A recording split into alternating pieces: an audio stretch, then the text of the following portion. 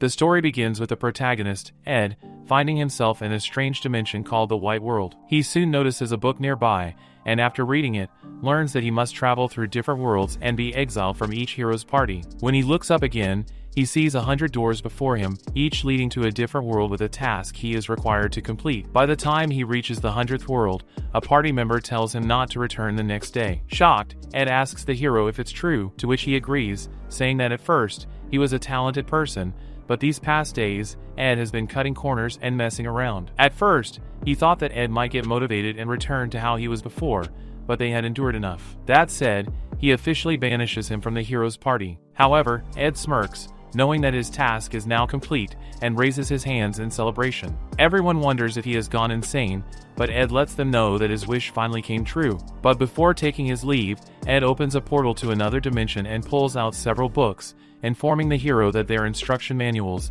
including a list of efficient training methods and ways of acquiring new skills, which can help them in upcoming battles. One of them notices a detailed map, including the layouts of every trap in the dungeons, and questions how he acquired it. However, since he's not a part of the hero's party any longer, Ed refuses to reveal his secrets. The hero, seeing this, bows before Ed and apologizes for not noticing all the work he was putting behind their back. The others also start to follow the hero's footsteps and suggest taking back the decision to exile him. But to their shock, Ed straight up refuses and mentions that he will be looking forward to seeing them defeat the Demon King. With that being said, he runs out of the tavern and reaches a spot where he's out of sight. There, he waits until the timer runs out, and he gets transported back to the White World. Thinking about this only, at that moment, Ed celebrates and tells God that it would be great if he could create a little celebratory mood. But after getting no response, he gives up, and after looking at his reflection, he contemplates how good it is not to get old. Ed then remembers that he'd be a wrinkly old geezer if he went back home now and wonders if his family would recognize him. Thinking about this only brings those old, painful memories to him,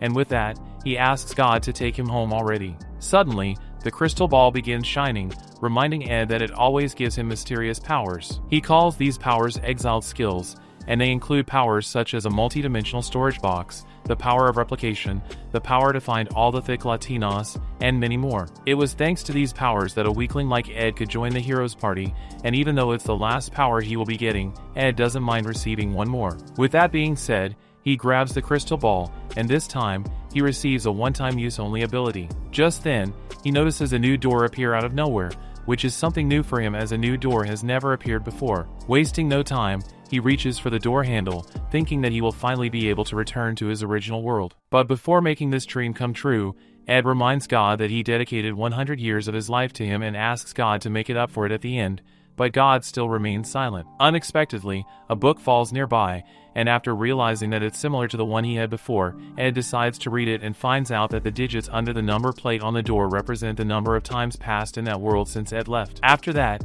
he notices that the number says 0, which means no time has passed, and he can return to the time when he was first kidnapped. Excited, he tries opening the door, but to his shock, it doesn't open. After that, another book falls on his head, and this one contains a mysterious key, along with a note saying that it's a commemoration service for his expulsion. It further says that the key will open the door to the world he has previously visited, but only once. He can revisit that world and, using the key again on any door in that world, he can come back to this dimension and finally return to his original world. At first, he gets frustrated, but after realizing that all he needs is to open a door with this key, he lets the frustration go and starts wondering which world he should return to. Ultimately, he comes across the first world he visited and remembers how hard a time he had because everything was new to him. Since he didn't have the strength to fight alongside the hero, he played the role of a miserable lackey, but until he was exiled, they were his companions. He then notices that 10 years have passed since he left that world and figures that it's enough time for them to defeat the Demon Lord. Eventually,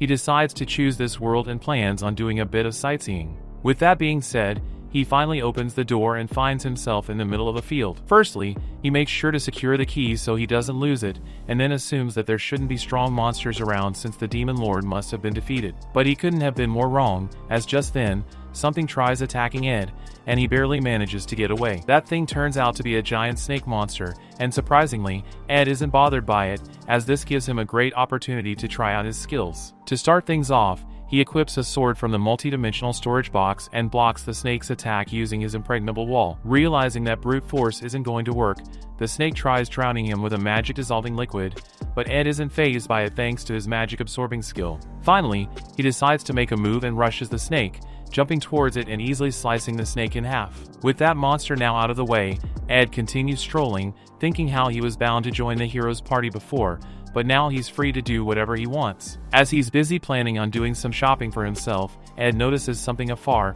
freaking him out to the point that he dashes towards it. After getting close enough, he witnesses a town that has fallen apart. At first, he wonders if it's the Demon King's doing, but supposing that the Demon King should have been defeated, Ed questions if it's the result of a war between humans. While investigating the place, he runs into an old man gathering scrap who mentions that there's nothing left for him to take. He then gives Ed a small amount of money, and when asked about the reason the town is in disrepair, the old man says that it has been like this for the past 2 years. According to him, it was the work of the Demon King's army. Caught by surprise, Ed asks if that Demon King is still alive, to which he replies by saying that the Demon King's army has been rampaging around the world for a long time. Ed then asks about the hero named Alexis, and the ground beneath him disappears when he learns that the hero had checked out of the world 5 years ago. At first, Ed refuses to believe it, but the old man mentions that this destroyed town is proof of that. Ed then questions him about the other 2 members in the hero's party, but sadly, the old man doesn't seem to know about them. As he continues rambling about the heroes giving them false hope and taking it away,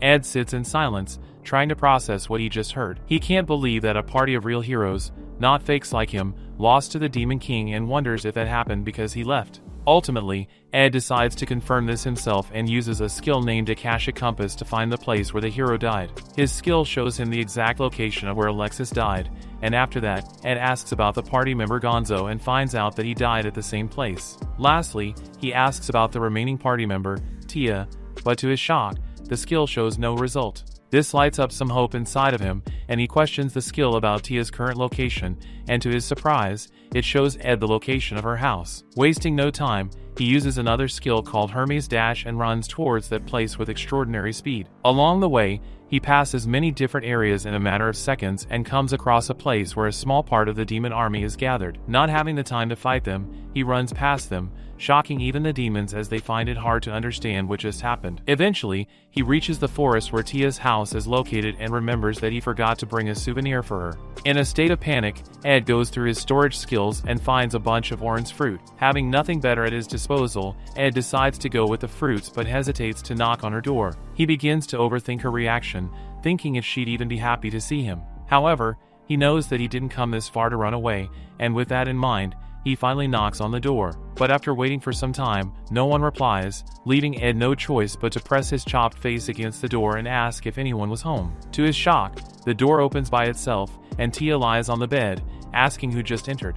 At first glance, Tia wonders if she's still dreaming, but when he calls out her name, Tia realizes that he's really him. Wasting no time, she lunges at Ed and gives him a big hug, causing a woman-repellent species like Ed to freak out. She then starts pulling his cheeks and says that she didn't think she'd be seeing him alive again. Confused, Ed questions what she means and gets told by Tia that someone from the heroes should be quite famous, but when she asked around about him, no one knew who Ed was. Upon hearing that, Ed makes an excuse, telling Tia that he had left the country after getting exiled from their party, when in reality, he just returned to that other dimension's white world. Nevertheless, she is glad to see him alive and doing well. After that, Tia notices the fruits he brought along and tells Ed that while she's grateful for the gesture, there's no bath in her house. Puzzled, Ed asks why she wants to eat it in the bathtub and gets informed by Ed that orange fruit is usually eaten after a bath because it smells really good and makes the skin soft. However, Ed lets her know that eating it normally wouldn't change anything and begins slicing the fruit for her to eat. While he does that, Tia questions why his clothes are tattered, and he says that it's because he has been traveling around the world to meet an ugly old hag. She lets out a smile after hearing that and decides to get changed, making sure to tease Ed by asking if he wants to change clothes together. Now that he's left alone, Ed takes a look around Tia's house and even gathers the courage to take a look at her backshot base. However, he gets interrupted when Tia returns, properly dressed this time. A single look at her reminds Ed that these are the same clothes she used to wear during the hero party mission, and he wonders if she's being cautious around him. He then gets asked by Tia to take off his clothes so she can sew them for him. In the meantime, Ed presents the fruit he cut, telling her to say it if it doesn't taste good.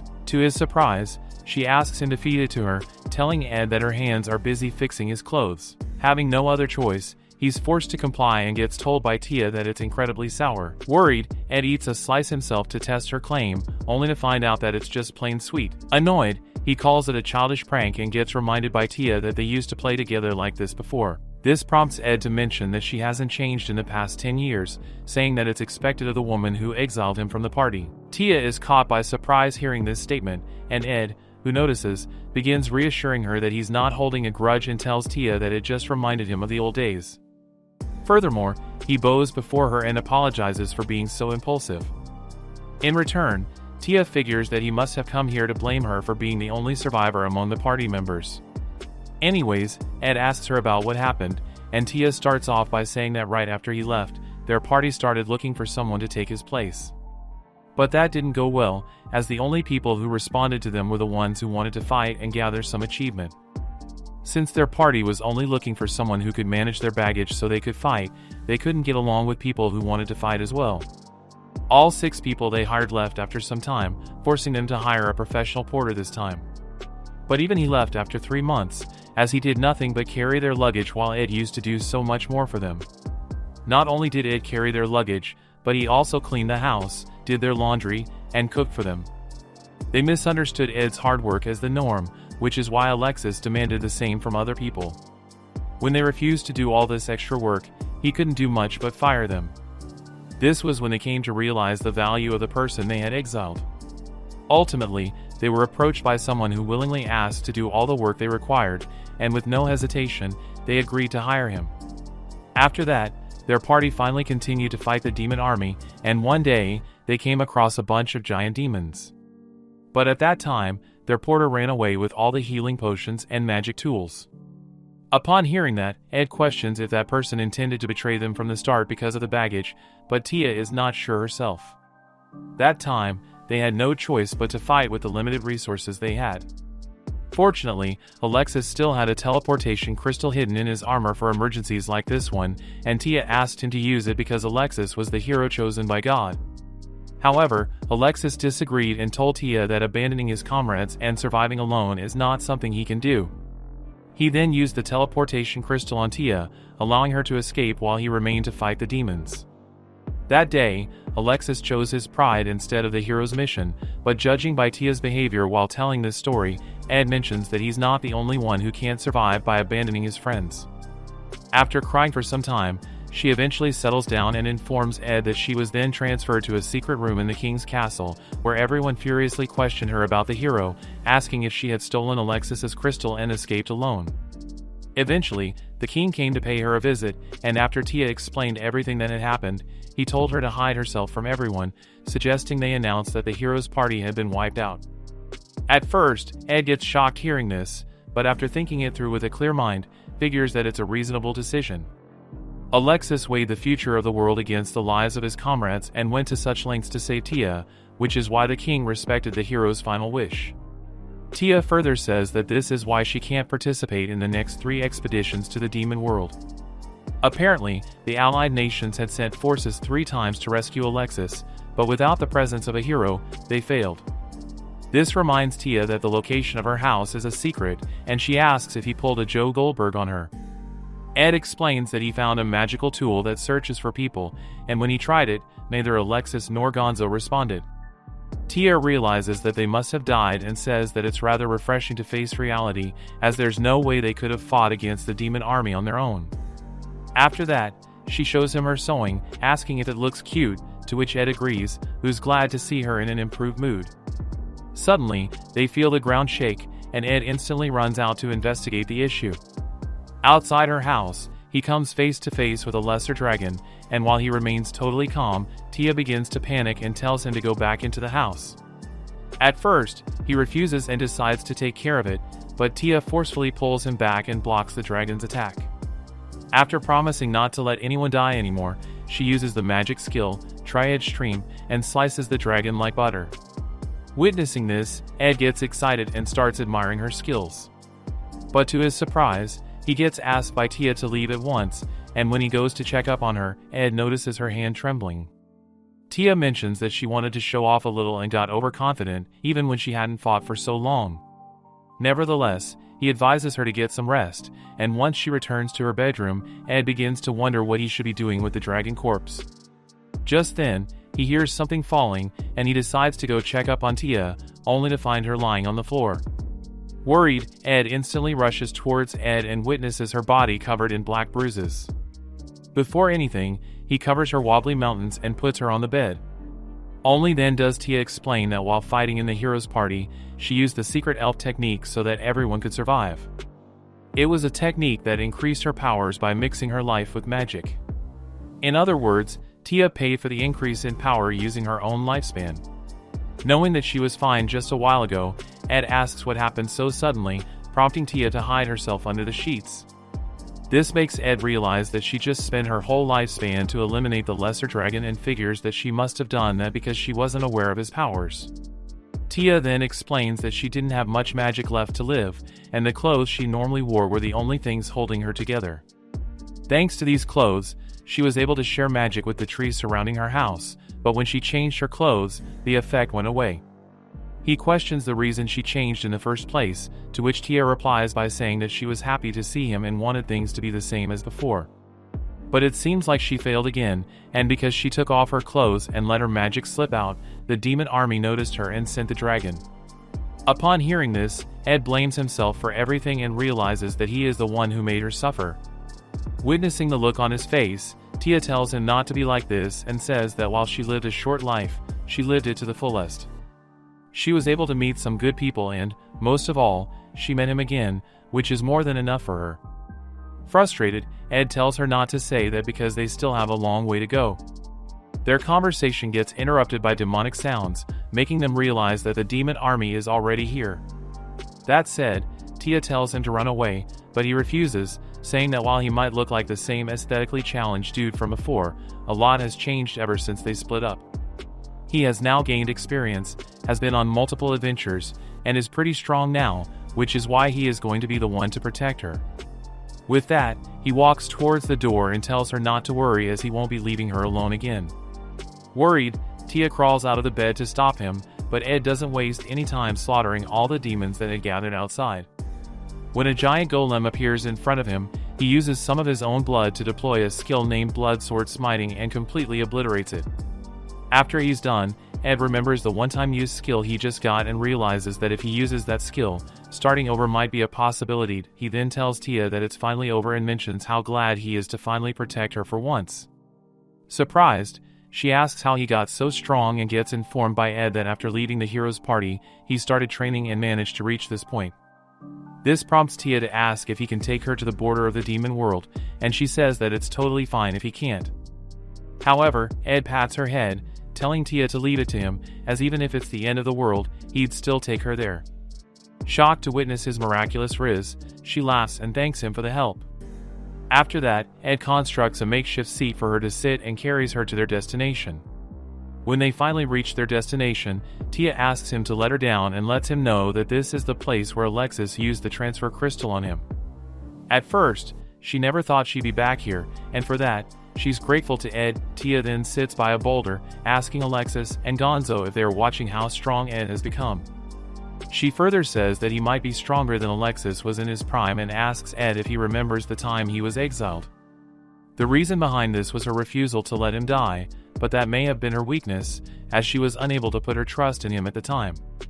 Lastly, she asks if everyone would have been able to see it if she hadn't done anything unnecessary, the glimpse of a peaceful world after the defeat of the Demon King. With that being said, Tia thanks him again for bringing her here and wishes that she could grant his wish, too. Apart from his wish to rail Tia, Ed mentions that he really wants to go home and invites her to come along, saying that he's sure everyone would welcome her. He continues yapping about how good their life could be as he could gather many achievements using his powers and maybe even become a lord of a kingdom. While listening to him, Tia slowly closes her eyes and ultimately passes away. With tears forming in his eyes, Ed wonders if this is a part of God's plan and questions if he was given his last skill solely because of how things were supposed to end. That said, Ed raises his hand, and while asking God to make his wish come true, he uses the last skill with a one-time claim. A beam of light falls onto him, and he wakes up in the white world again, but this time, with no memories of anything that had happened. As expected, Ed freaks out upon realizing that he's not dreaming and wonders if he was kidnapped. But instead of panicking, he assesses the situation and remembers that after completing his job, he had lunch and went to a nearby forest to rest. But when he woke up, he was already in this white world. Just then, he notices a door in front of him, and while he is contemplating its purpose, a book falls nearby.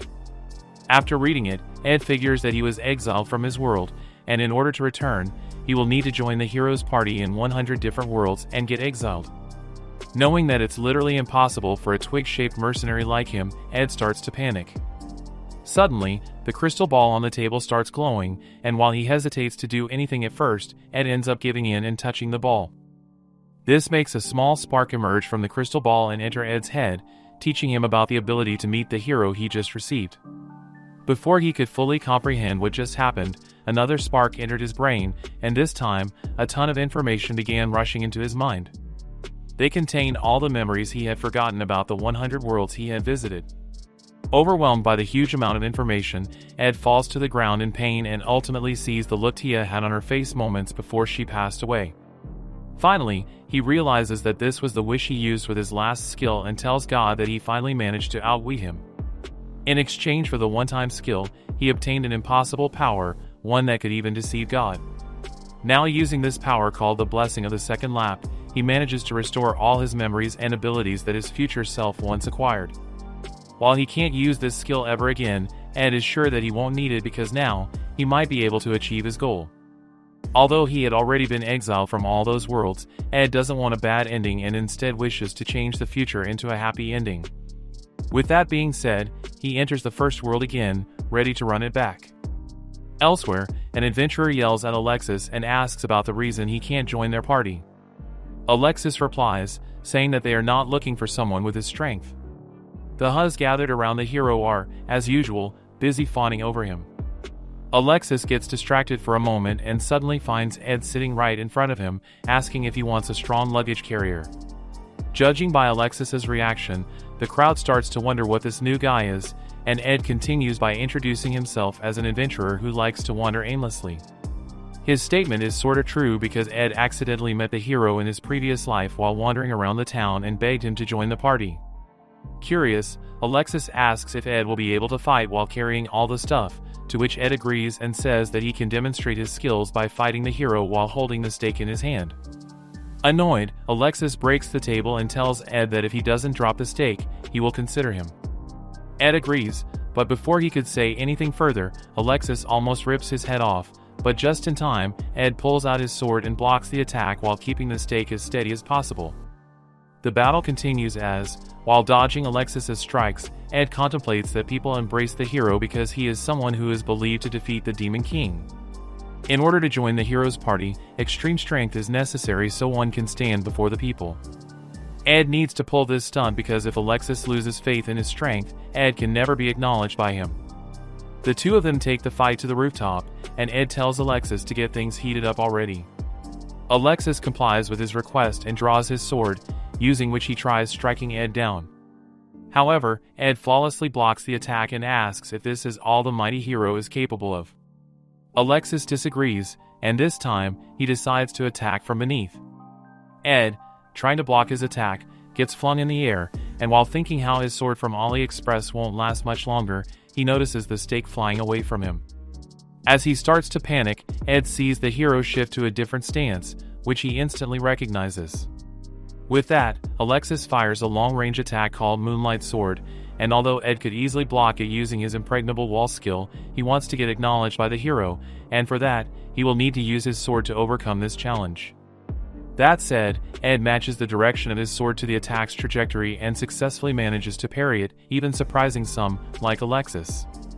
Finally, he lands on the group and gets praised by the crowd as they get excited to see someone challenge the hero for the first time. The girls who were down bad for the hero before are now daydreaming about Ed in quite obscene ways. Before long, Alexis walks up to Ed and gets questioned about his last strike, as it would have easily slayed someone other than him. Upon hearing this, Gonzo mocks Ed and says that if the recruiting process involved taking a serious attack from the hero, even he wouldn't have passed. He further says that before using that attack, Alexis signaled him to jump in and save Ed if things got serious. But putting that aside, Gonzo is impressed that Ed knows about him, and Ed replies that it is obvious to know about the world's strongest martial artist. Just then, Ed hears a familiar voice, and it turns out to be none other than Tia, who asks what they are up to now. After talking to the others, she walks up to Ed and asks if he's okay. She then introduces herself as one of Alexis's comrades, an elvish spirit, and to her shock, Ed starts crying. Shocked, Tia panics and asks if it's because of something she said, and then questions the hero about it. Alexis mentions that he didn't do anything out of the ordinary, adding the fact that the only thing out of the ordinary is his razor-sharp jawline. Eventually, Ed interrupts and tells Tia that it's not Alexis's fault. He further says that he got overwhelmed because a famous person from the hero's party asked for his name. Ed then asks her to say his name one more time, and when Tia complies, he gets overjoyed. Alexis then reminds Ed that the stake he was carrying is now on the floor, causing Ed to curse his moonlight sword move. Tia then asks if he won't be accepting Ed even though he is on par with the hero, and the crowd gathered also starts taking Ed's side. She then asks for Gonzo's opinion, who seems to be fine either way. However, he still leans in favor of Alexis's decision, as being a combatant while serving as a porter can be difficult. Hearing this, Ed shows signs of regret and says that he wanted to learn about the glory of muscles from Gonzo, prompting Gonzo to instantly change his mind. Ultimately, Alexis speaks up and compliments Ed for being the strongest after him. Additionally, he says that there won't be any complaints if Ed can follow both roles properly. With that being said, he gives Ed a coin and asks him to buy some goods he believes are necessary for their mission. The reason he's doing this is to test Ed's claim of being the world's best baggage carrier. Ed takes a look at the coin and realizes that it's a gold one. He's surprised because Alexis gave him silver coins in his past life and wonders if the hero trusts him more this time. Surprisingly, Tia decides to join him as well, and out of curiosity, he asks if she needs something from him. Hearing him say her name with honorifics, she gets mad and tells him to call her normally. After that, Tia mentions that she came along because she was curious about what Ed would do with this money. This makes Ed comment that it's a bit careless of her to tag along with someone she just met, and he gets told by her that even though she might not look like it, she's pretty strong as well. Other than that, she has a feeling that Ed is a good person.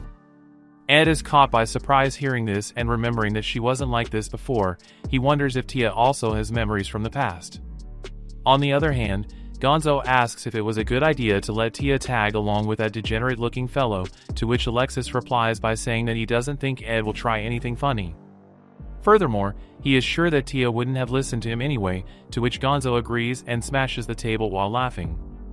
Worried, the restaurant owner volunteers to fix the table for them, prompting Alexis to ask if he's doubting his repair skills. He continues by saying that one who causes inconvenience to others must also bear the responsibility. That said, Alexis transforms the table into quite a masterpiece and boasts about having a special kind of talent. Elsewhere, Tina wonders if something is bothering Ed and gets told by him that he's just wondering about the reason she's so comfortable around someone like him.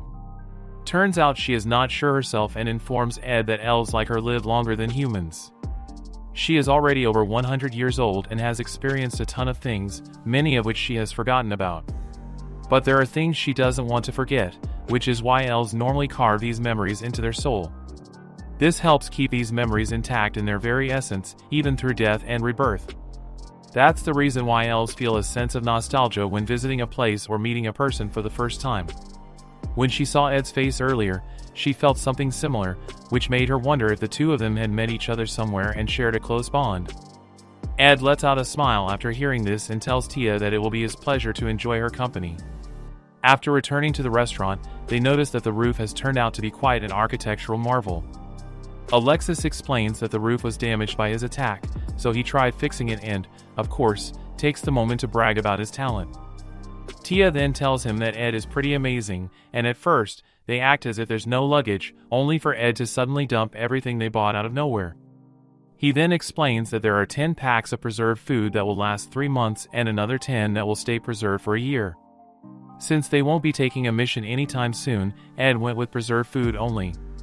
But before that, Gonzo questions him about how he was able to fit so much in such a tiny bag and gets told by Ed that it's all thanks to the magic tool he found in a ruin. He further says that it has a large capacity and only works when Ed is the one using it, which is obviously a lie. According to Ed, if someone else tries holding it, the magic tool turns into a regular bag. Because the bag works because of his exiled skill, he can make the entrance to the storage inside the bag and make it look like a magic tool. Curious, Alexis asks if it's big enough to store his massive ego, and Ed agrees, saying that it should hold about 2 or 3 warehouses worth. After that, he pulls out another item from the bag, which turns out to be another magical tool that creates water. Seeing this, Alexis mentions that they already have a method of acquiring water, as they can always use Tia's spirit magic. Furthermore, Tia mentions that he spent 50 silver coins on it, which confuses Alexis, as something similar normally costs a fortune, and he believes it should be at least 5 gold coins. Ed then explains that the reason he bought it is so their party can have a supply of water no matter where they are. If, for instance, Tia gets sick or injured, then they won't be able to use her spirit magic anymore. Alexis agrees, saying that relying on a single person for water comes with higher risks, and admits that he let his guard down. That said, Alexis acknowledges his skills and ultimately allows him to join their party. He then notices the sword Ed bought for himself, and after examining it, questions why he ended up buying such a cheap sword, as it doesn't match his talent at all. Ed mentions that it's just a disposable sword to get him to the next town because he has a proposal in mind. Wasting no time, they head to the next town, which is seemingly built near a giant mine. After booking a place to stay, Alexis tells Ed to explain his plan, and he starts by reassuring everyone that the plan is based on information from a reliable source. According to the source, a rockworm has built its home inside the mine. Everyone is caught by surprise, and Ed continues saying that they devour everything made of silver. It is estimated that the rockworm will cause a massive cave-in the town, causing the deaths of many people. Ed knows that because in his previous life, this incident had already happened when they reached this town. Upon hearing this, Alexis asks the reason he isn't notifying the authorities, to which he replies by saying that there is no solid evidence as of now. More importantly, he wishes to take down the worm himself, making Alexis realize that he's after Mithril. Alexis, witnessing Tia and Gonzo wearing the same expression you had during calculus class, asks if they don't know the properties of Mithril. Tia explains that Mithril is a top-tier metal used for elite magical tools, which prompts Alexis to ask Ed to explain it. Having no choice, he informs her that when silver is exposed to strong magic, it turns into Mithril. Tia interrupts, saying that this means the worm must be overflowing with mana, but he disagrees. Ultimately, he explains that all the conditions for silver to turn into Mithril are met inside the rockworm's stomach. In other words, the undigested excrement of rockworms is the Mithril they are talking about. Nevertheless, Alexis asks what Ed plans to do after acquiring the Mithril, to which he replies by saying that he's going to prepare the best possible weapons for the hero's party. A few days later, at a mine, a boss yells at his workers for leaving the job unfinished. One of the miners informs him that they were ordered to evacuate by the hero, who has forbidden everyone's entry into the mine and has promised to pay for any lost income. Simultaneously, the hero's party enters the mine, discussing how it feels pretty quiet despite the fact that a large worm lives nearby. Ed notices the look on Tia's face and asks if she's still mad at him.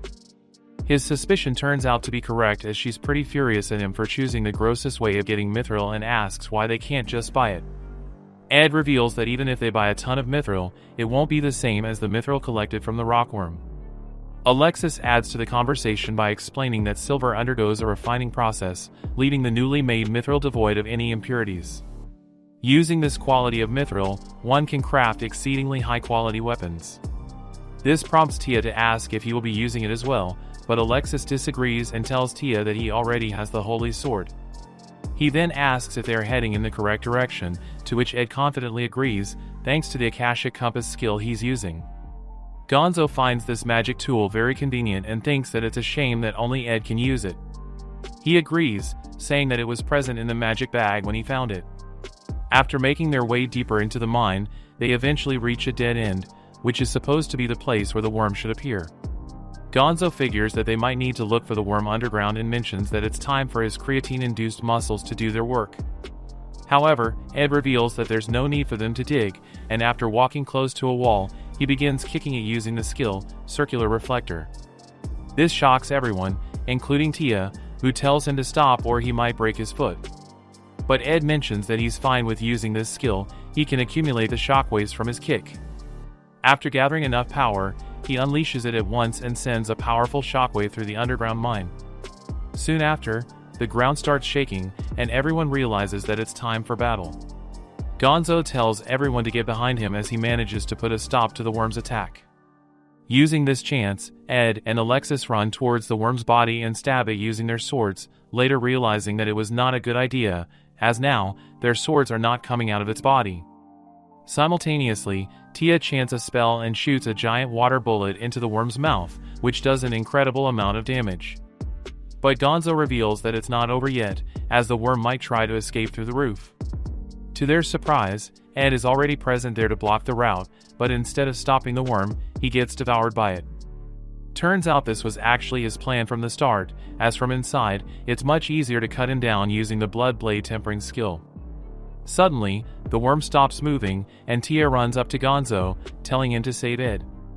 But before he did anything, the worm's stomach cut open, and Ed emerged, completely covered in worm poopy. Wasting no time, Tia runs up to Ed and hugs him. After making sure that he's okay, she calls him an idiot and yells at him for doing something so reckless. This reminds Ed that she used to worry like this in his previous life as well. He apologizes to Tia for making her worry and tells her that if he hadn't acted, all their efforts would have gone to waste. That said, Ed reveals the pure chunk of mithril he acquired, and when Gonzo comments on its small size, Alexis lets him know that it's plenty. He further says that it's his first time seeing such a large chunk of pure mithril and figures that one this big could probably buy them an entire castle. Since this is an extremely rare item, they will need the best blacksmith, and for that, Alexis asks if Ed has a good blacksmith in mind. However, Ed lets him know that he will be forging it himself, leaving the heroes speechless. That evening, Alexis takes Ed to a workshop that he has rented for him. The owner tells Alexis that he should be letting them borrow it for free since they saved the town, but Alexis disagrees, telling him that it would be rude of him to take advantage of people like that. Afterward, he tells Ed that if he approaches this half-heartedly, all their efforts will be wasted, and gets reassured by Ed that he's more than ready for this task. With that being said, he decides to leave, and before walking out, he witnesses Tia looking at Ed with the eyes of a maiden in love. This makes him question why she is so fond of him, but Tia doesn't seem to know the answer to that either. Later, at the tavern, Gonzo tells Alexis that he's not in a position to ask Tia that question, as if anyone is fond of Ed, it's the hero himself. Gonzo mentions that not only did Alexis recruit Ed, but also led the party to this new town upon his request. Alexis replies, saying that he has been observing him closely, and in addition to being a swordsman comparable to the hero, Ed utilizes many magical tools and handles monsters pretty cleverly, which is genuinely impressive and more or less the reason he is a bit fond of him. Meanwhile, Ed questions why Tia is accompanying him, as he believes blacksmithing can be boring to watch. Tia lets him know that he's here to watch him, not the forging itself. The reason Tia wants to see him is that she feels like he can do anything. However, Ed disagrees with this statement and tells Tia that he has let many precious things slip through his fingers time and time again. But he doesn't plan on making the same mistakes twice, and using this second chance, he wishes to end things differently. Ed has already decided to make his own future this time and create a weapon that can change fate. On the other hand, an ice spirit informs a demon regarding the worm that was defeated. Realizing that pure mithril was taken away, he figures that it would be a pain to deal with and decides to report it to the demon lord. Meanwhile, Tia, who is asleep, dreams of her past life when Ed was carrying her on his back to the demon world. After waking up, she wonders why the same dream keeps repeating itself when the two of them have only just met. Ed, who notices her, questions if he woke her up and suggests she get some proper rest. In the meantime, that demon keeps watch on Ed and figures that he's the anomaly within the hero's party. Knowing that Ed is supposed to be a porter, he can't understand why he's forging and ultimately decides to keep an eye on him for a bit longer. Since his human form is a bit unpredictable, the demon transforms into a lizard and chooses to gather some more information before reporting it to the demon lord. 6 days later, Ed has finally finished forging the weapons, and when Alexis wonders if they will be enough to impress him, Ed confidently agrees. Gonzo, who is anxious, tells him to show them the weapons already, but Ed says that they will need to find the right place to showcase them and reveals his plan to use the magic tool. Elsewhere, the demon is still keeping an eye on them and has realized that Ed made 3 mithril weapons. While he's busy contemplating his next move, Ed unexpectedly looks straight into his eyes, shocking the demon. Wasting no time, the demon hides himself and transforms into a shadow bat to escape. But before he could return to the demon lord, crystals made of ice pierce through his wings, causing him to fall to the ground and find Ed sitting right in front of him. Ed calls him Saiyan and comments on how he didn't expect to meet him so soon. Before long, Gonzo and Tia also arrive, and judging by their conversation, Saiyan realizes that he was being watched this whole time. Having no other choice, Saiyan reassures them that he's not an enemy and that he came with a proposal for the hero to create a better future together. However, Ed lets him know that the hero won't be coming and that his presence will be enough to shatter the future he dreams of. Upon hearing this statement, the demon loses his cool and takes the ultimate form called Tyrant Death to eliminate them.